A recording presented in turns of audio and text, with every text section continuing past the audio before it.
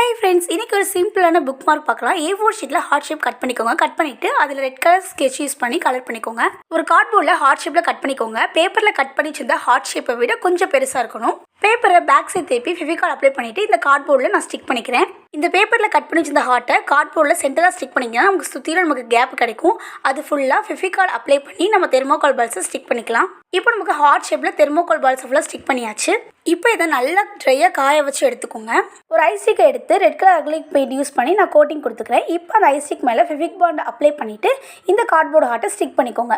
இந்த ஹார்ட்குள்ளே உங்கள் best friend name and உங்கள் நேம் எழுதி அவங்களுக்கு ஒரு சின்ன கிஃப்ட்டை ப்ரெசென்ட் பண்ணிக்கலாம். இந்த சிம்பிளான ஈஸியான புக் மார்க் உங்களுக்கு பிடிச்சிச்சுன்னா மறக்காமல் லைக் பண்ணிவிட்டு உங்கள் ஃப்ரெண்ட்ஸ் அண்ட் ஃபேமிலிக்கு ஷேர் பண்ணிவிடுங்க.